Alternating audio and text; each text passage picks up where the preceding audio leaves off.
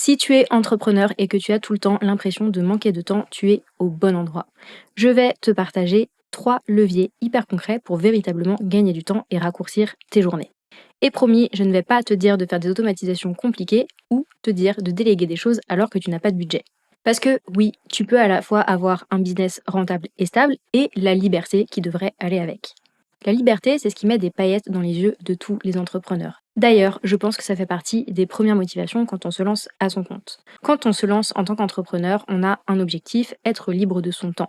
Être libre de son temps, ça peut vouloir dire s'organiser comme on veut dans ses journées ou dans ses semaines. Ça peut vouloir dire prendre des jours off sans avoir à dire quoi que ce soit à personne. Ça peut aussi être de pouvoir décider sur un coup de tête d'aller travailler à la mer, à la montagne ou ailleurs. Et cette liberté, elle est totalement possible. Le problème, c'est que pour la plupart des entrepreneurs, on en est loin, voire très loin. Bienvenue dans cette série Moins mais mieux. Dans cette série de 10 épisodes, je vais te partager mes meilleurs conseils pour bien gérer ton temps, bien gérer ton business et vraiment travailler moins mais mieux. Je m'appelle Claire et ça fait maintenant 5 ans que j'aide les entrepreneurs et les freelances sur leur organisation, sur le développement de leur business, de leur gestion du temps à l'automatisation de leur process. Mon objectif sur cette chaîne, c'est de te donner toutes les clés pour que tu puisses faire de la place dans ton agenda et continuer de développer ton business sans te cramer. Bon, déjà, je te propose de remettre les points sur les i et les barres sur les t.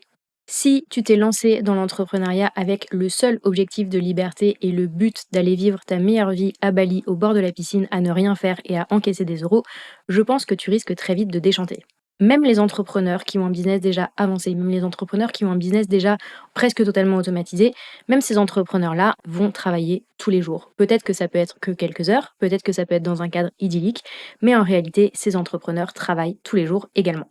Et globalement, si tu penses sincèrement que c'est possible de faire beaucoup d'argent en très peu de temps avec absolument aucun effort, tu risques vraiment de tomber dans le panneau de personnes très mal intentionnées. Je sais que ça peut paraître évident pour la grande majorité des entrepreneurs, mais un petit rappel ne fait jamais de mal. Maintenant, si tu es là, c'est peut-être que la liberté de l'entrepreneuriat, tu l'as dans la théorie, mais que dans ton agenda et dans tes journées, en fait, c'est loin d'être la Dolce Vita. Entre l'opérationnel, les calls avec les clients, la compta, le marketing, les emails qui s'empilent, tes journées sont relativement longues, en tout cas elles sont bien remplies, et ta to-do list est vraiment, elle, pour le coup, très fournie. En fait, tu es peut-être même dans une situation où tu as l'impression que ton business prend beaucoup de place. Il prend beaucoup de place dans ton temps, dans ta vie, dans ton agenda de manière générale, mais il prend aussi peut-être beaucoup de place dans ta tête. Et parfois, peut-être même souvent, tu te demandes où est passée la belle liberté que on t'avait promis au moment où tu t'es lancé. Si tu veux travailler moins mais mieux, si tu veux vraiment réduire ton temps de travail sans réduire ton chiffre d'affaires et surtout sans réduire tes revenus, tu vas pouvoir travailler sur 3 piliers différents. Quand je dis travailler, ça va être analyser ces piliers, où est-ce que tu en es, et puis du coup derrière faire un plan d'action et créer des changements sur ces piliers pour véritablement gagner du temps et retrouver de la sérénité. Le premier levier sur lequel tu vas pouvoir agir, c'est tout simplement ton organisation et celle de ton business. C'est le levier d'action le plus évident. Si tu veux gagner du temps, tu as tout intérêt à apprendre à mieux gérer ta charge de travail, à mieux gérer ta to-do list, à mieux gérer tes priorités et à mieux gérer ta charge mentale. Il faut pas oublier que l'organisation, elle n'est pas là pour te freiner, elle n'est pas là pour te contraindre, elle n'est pas là pour t'imposer un cadre dont tu n'as pas envie, elle est vraiment là pour t'aider à avancer, à mettre ton temps et ton énergie au bon endroit. Cette organisation, elle va te servir sur plusieurs aspects. Déjà, ça va t'aider sur le plan de la charge mentale. À partir du moment où tu mets en place des habitudes et des outils pour vider au fur et à mesure tout ce qui encombre ton cerveau, ça va t'aider à avoir une vision beaucoup plus claire de ce que tu as à faire et surtout, ça va te permettre d'enlever un petit peu le flou artistique, le brouillard mental dans lequel tu peux rapidement te retrouver si tu n'as pas ces outils et ces habitudes.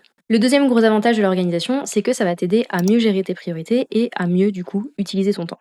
Au lieu de passer tes journées à sauter du coq à l'âne, à te disperser et finalement à avancer un peu à la vitesse d'un escargot, tu vas pouvoir focaliser vraiment ton attention sur ce qui compte vraiment.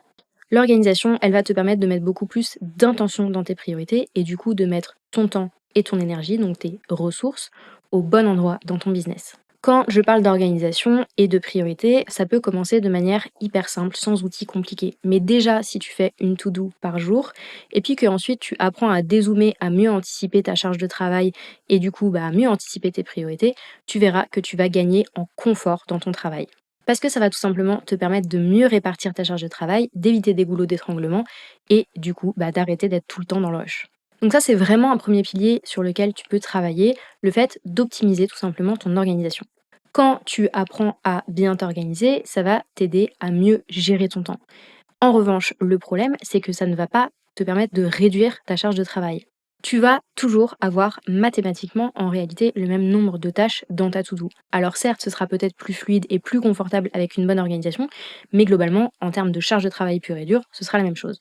Donc en fait, avec une bonne organisation, tu ne fais pas vraiment moins.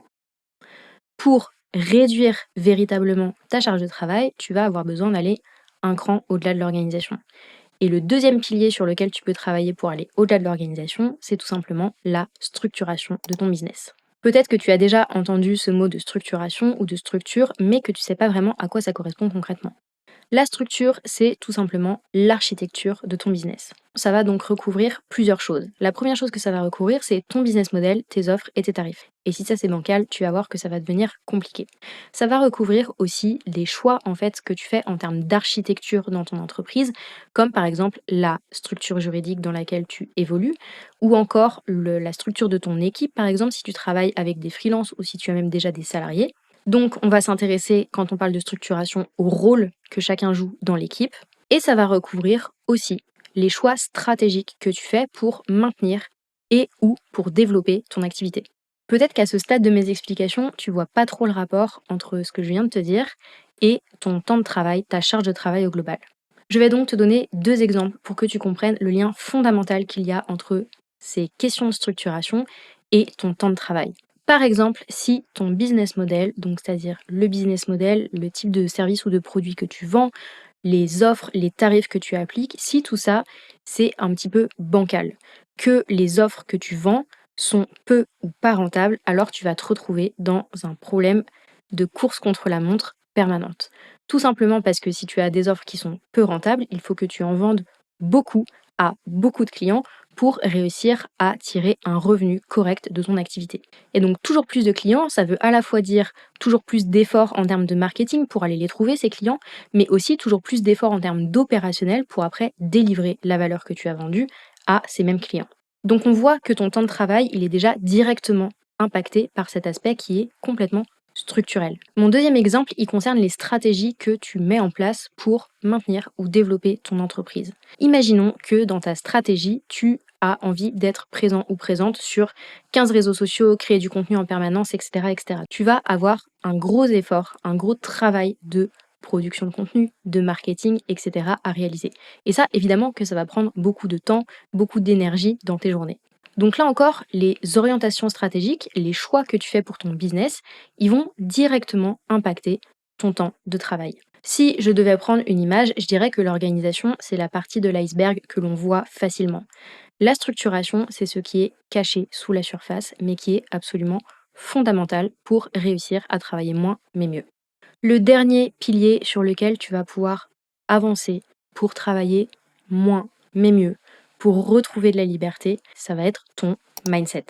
Là aussi, le mindset, c'est un mot qu'on met un petit peu à toutes les sauces et souvent quand on t'en parle, c'est pour te dire que tu as probablement des problèmes de mindset.